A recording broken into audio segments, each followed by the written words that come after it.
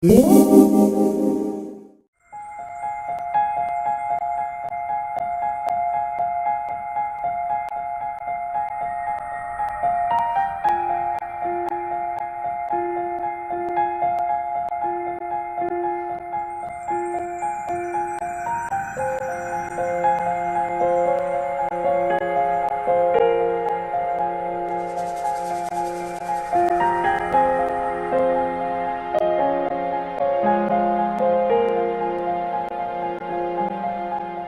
the president of the club and have been for, this will be my third year for this term. Recent years, my role has been the junior cricket coordinator. My role in the club is a committee member, and I'm a specialist batting coach. Ensuring that our processes and resourcing of our junior program is up to scratch. My role is basically to chair the meetings, structure the committee, give the committee their roles and their portfolios of what they need to be doing throughout the season.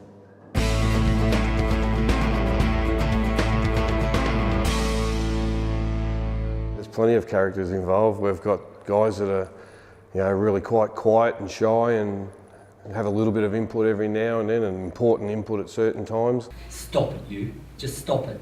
Looking at me. We lost it. You looking at me. Never lost it. Lost it in the minutes for tonight. Oh, mate, it was taken. It was taken. Stop it, you two. Please stop it. And then we've got guys that pretty much dominate conversations. We work out, someone needs to check the gear, or someone needs to get the cricket balls, or someone needs to process the paperwork, like registrations and so forth, and we get on and deal with those various little jobs ourselves. We've got myself and a vice president, treasurer, secretary, and we've got 7 other committee members, and they've all got a portfolio of what they need to do to play their role within the club.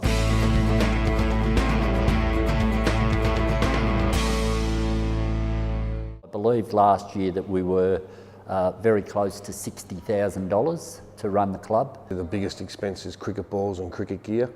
Affiliation fees that we pay to the Ballarat Cricket Association. You don't want to be just asking the players to be chipping in all the time, and $60,000 is a lot to find every year. The fees for match day are decided at the committee meeting, and the committee then go to the annual general meeting with a recommendation, so the whole club gets to vote on what the fees are. What we've had to do is to increase some of the fees that we charge and increase some of the things that we sell through the canteen to enable us to not run at a loss in any different department that we run. We work out what the costs for the year based on previous years, work out what the likely costs are going to be, and buying cricket balls, paying for umpires. It was all just worked out that we had to charge this certain amount to make sure that we covered our costs. We have to have as many membership fees in as we can, and as much money coming in from sponsorship as early as we can, because we normally spend about $14,000 or $15,000 in the month of September to get things up and running. The fees are kept to a bare minimum because we'd much prefer to have more people here than less people here.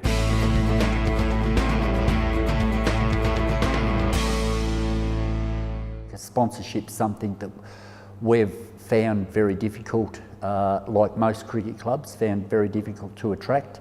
However, we're doing much better at that in the last couple of years. I've been in negotiations with Ballarat City Mazda, who, as of tonight, agreed in principle to be our naming rights sponsor for this year. A few sponsors that chip in $500 each. I think we've got one at $1,000, and another major sponsor, Ballarat City Mazda, that's just come on board for a couple of thousand a year over the next 3 years. Cricket equipment, just a cricket ball, costs an arm and a leg these days, and I don't know, we go through a lot of cricket balls. So if we didn't have sponsorship, playing fees would be beyond what people would be able to pay. We have about 9 sponsors at the moment. What we do, we have a 900 by 600 mil signage that goes up on our training nets. To obtain sponsorship these days, you've got to get out there and ask for it. Not too many people walk in and offer you cash. Over the last 3 years, we've gone from 0 sponsorship to approximately $9,000 this year. We will attract in sponsorship and hope to get some more.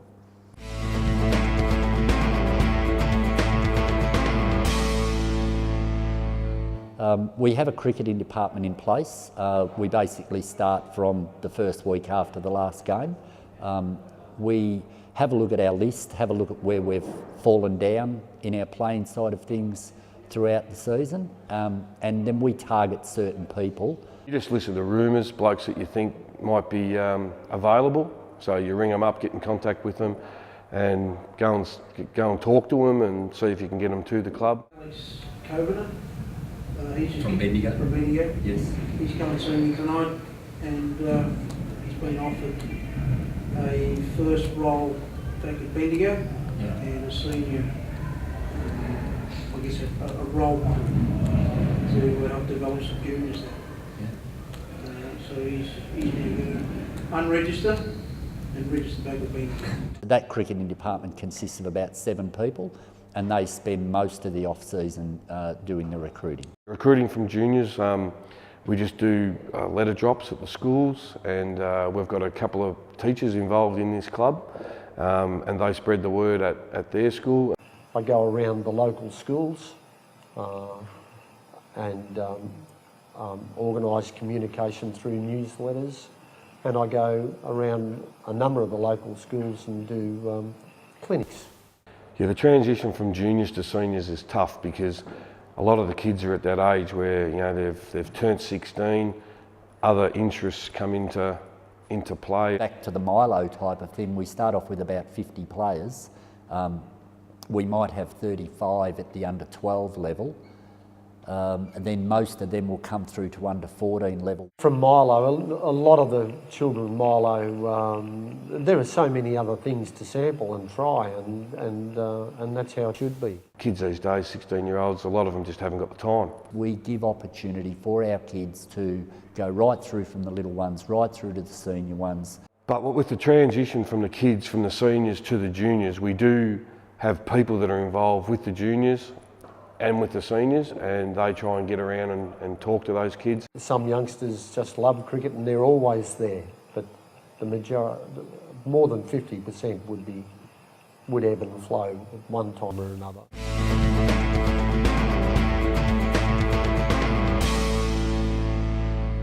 Well, volunteers are massively important to your club because you just have a look around. I've been involved in cricket clubs for 30 years, and if you didn't have volunteers, most of the clubs in Ballarat wouldn't be here because it's all volunteer. Our senior committee just put in an enormous amount of work with running club functions like our raffles and our last man standing and our trivia night and our presentation night. Critical, absolutely.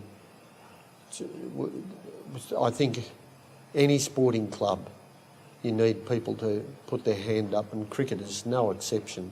There is a lot to do in a cricket club, a lot to do in seniors and an awful lot to do in juniors. You're not paying them and they're not getting anything back out of it, and it's just, I know myself, I put in between 35 and 40 hours every single week for 12 months of the year. You need a lot of people pitching in to help. They love the club, they love the players, and in the finish, we only do it for the players. We do it because we can give the people and the children of East Ballarat Cricket Club the opportunity to play a sport that they love. You can't just walk into a club that doesn't have administration and doesn't have volunteers and expect to just go and have a game of cricket.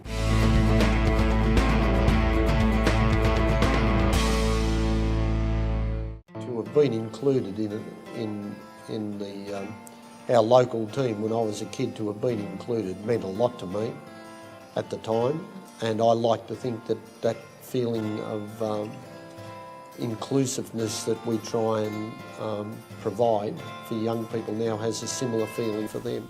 My kids have come up through the juniors, and I've got both my boys are playing senior cricket here, so it's an important pathway for those guys to learn to play the game for a start, and then just to learn to be good people in society. Oh, it's my whole life.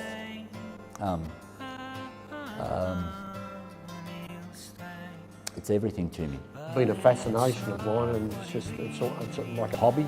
Clubs are just important, not just to us old blokes, but to the kids coming through. I've been here for this is my 36th year, and I love the place with a passion.